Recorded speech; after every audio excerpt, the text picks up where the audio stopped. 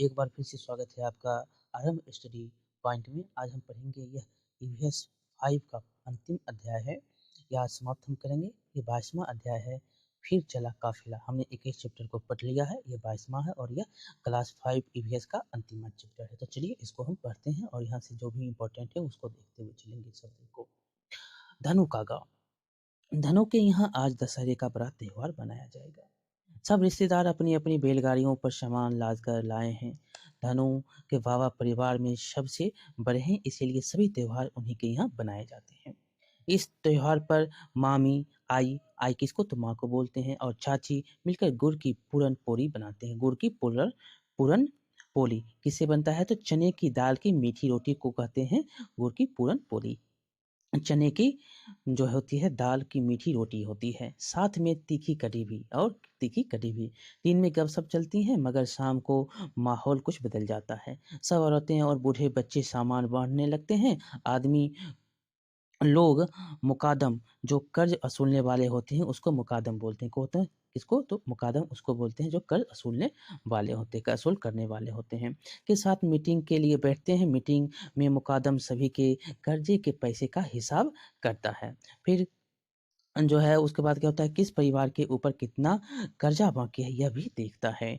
फिर शुरू होती है आगे की बातें। मुकादम सभी गांव वालों को अगले 6 महीने में कौन से इलाके में जाना है यहाँ यह भी बताता है, साथ ही देते हैं खर्चे के लिए कुछ पैसे। यहाँ पर देख सकते हैं कैसे बनाए जा रहे हैं पूरन पोली। आगे है कि यहाँ पर आप बता सकते हैं बच्चों को कर्ज कर्ज लेनदार देनदार दलाल के बारे में आप बच्चे को बता सकते हैं। कर्ज क्या है, कर्ज लेना, किसी से आप कर्ज ले रहे हैं किसी काम के लिए, और लेनदार जो ले रहा है, देनदार जो दे रहा है, दलाल जो बीच के काम को, जो इधर के काम को उधर के काम को बीच में आपको इधर से उधर कर रहा है वही दलाल होता है। बीच की रास्ता जो निकालता है वही दलाल होता है। जब से धनों को याद है तब से यही चलता आया है। बरसात के पहले से दशहरे तक गांव के बड़े किसानों की खेती में काम होता है। इन खेतों में धनों के परिवार जैसे ही कई परिवार काम करते हैं। इस कमाई से उनका इन महीनों का खर्चा चल जाता है, पर बाकी के कुछ महीने जब बरसात नहीं होती तब खेतों में भी काम नहीं होता। फिर उस समय गुजारा कैसे, इसलिए सब कर्जा लेते हैं। इस कर्ज को चुकाने के लिए वे मुकादम के लिए काम करते हैं। क्या करते हैं वो मुकादम के लिए काम करते हैं। यह मुकादम शक्कर के कारखानों का दलाल है। और यह क्या है, मुकादम जो है वो दलाल है शक्कर के कारखानों का। वह जो है उन्हें गन्ने के खेतों में काम दिलवाता है।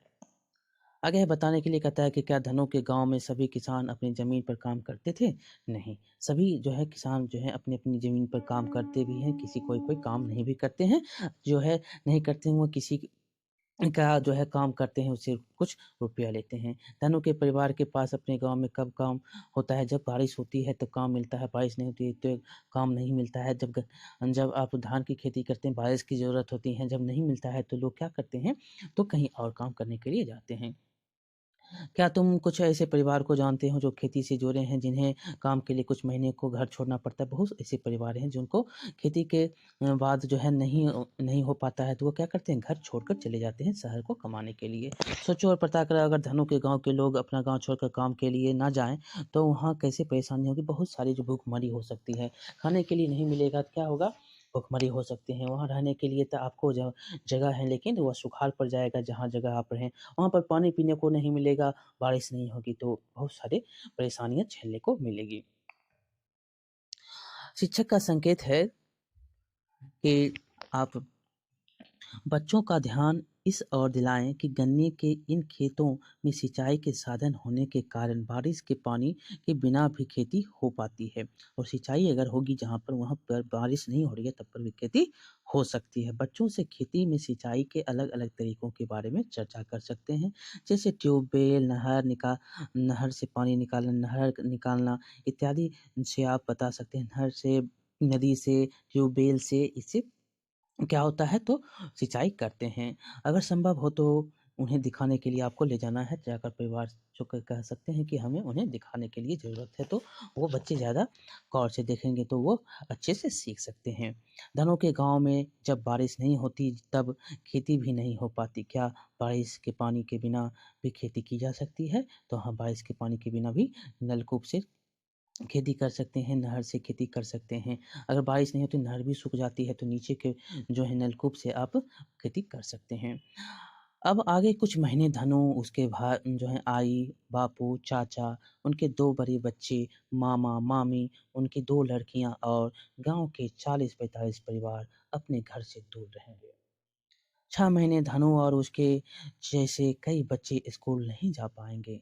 धनु के घर में उसकी बूढ़ी दादी, एक चाची जो देख नहीं सकती और 2 महीने की चचेरी बहन ही रह जाएँगे। इसी तरह गाँव के अन्य कई परिवार भी बूढ़े और बीमार रह जाते हैं। धनु को अपनी दादी की बहुत याद आती है, वे उसे बहुत प्यार जो करती हैं। धनु हमेशा सोचता है कि उसके पीछे से दीदी दादी की देखभाल कौन करेगा, पर धनु क्या करे?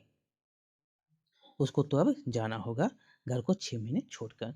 जब धनु का परिवार और गाँव के लोग काम के लिए दूसरी जगह जाते हैं, तब कुछ लोग गाँव में ही रह जाते हैं। ऐसा क्यों? वहाँ की जगह के लिए आप वहाँ पे रहते हैं।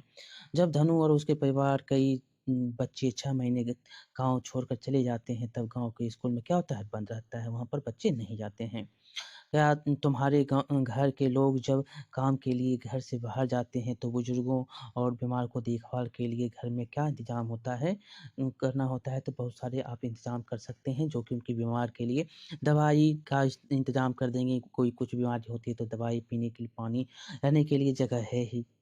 दशहरे के बाद परिवार का काफ़िला जो है अब गन्ने के खेतों और शक्कर के कारखानों के पास झोपड़ियाँ बनाकर रहेगा।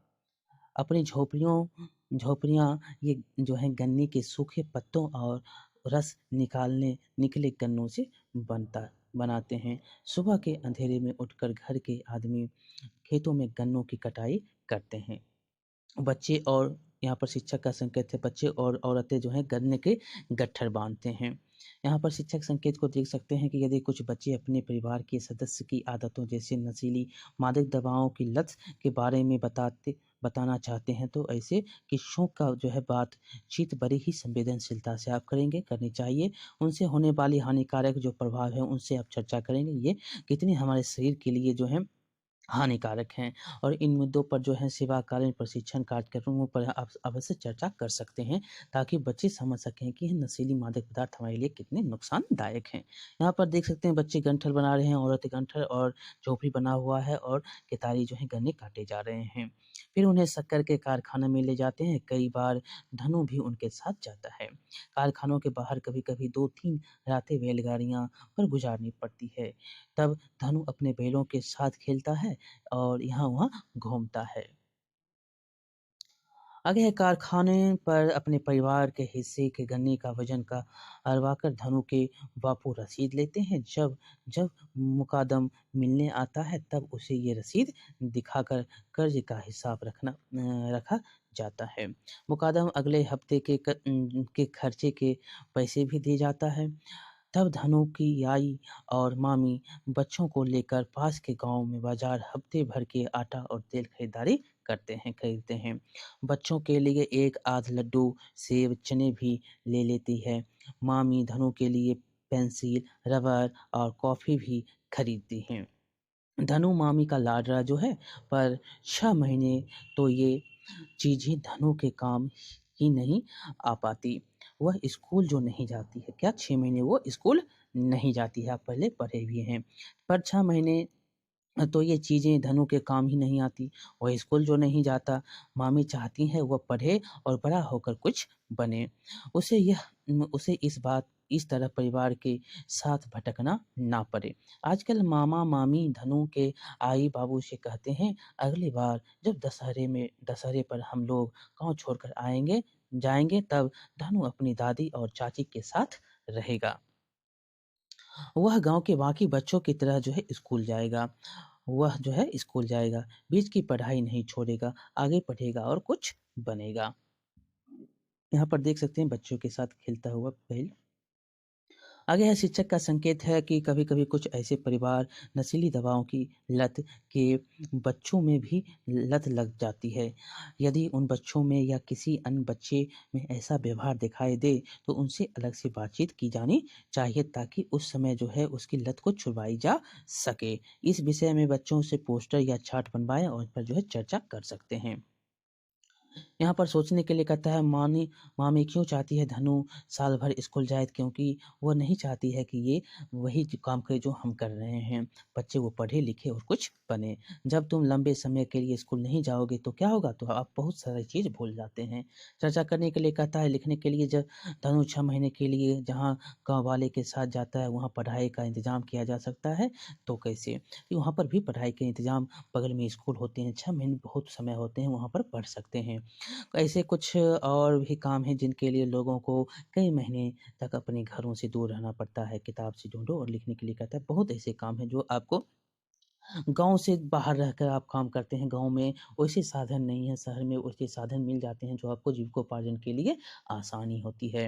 अलग-अलग परिवार के जीवन की समस्याएँ क्या हैं, बहुत ही अलग-अलग हैं, क्या फ़र्क है, बहुत ही अलग-अलग फ़र्क आपको देखने को मिलते हैं। यहाँ पर क्या हम समझे तुमने कई पाठों में अलग-अलग तरह के किसानों के बारे हमने पढ़ा था।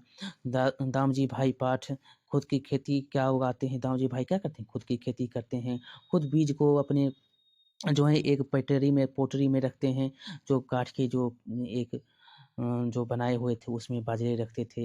हँसमुख भी क्या करता है, हँसमुख उससे आगे बढ़ता है। वो कुछ और करने की कोशिश करता है और अपने पिताजी से आगे बढ़कर कुछ काम करने की करता है और वो काम करता है। क्या उगाते हैं, बाजरे उगाते थे, ये मकई उगाता है, गेहूँ उगाता है, बाजरा उगाता है।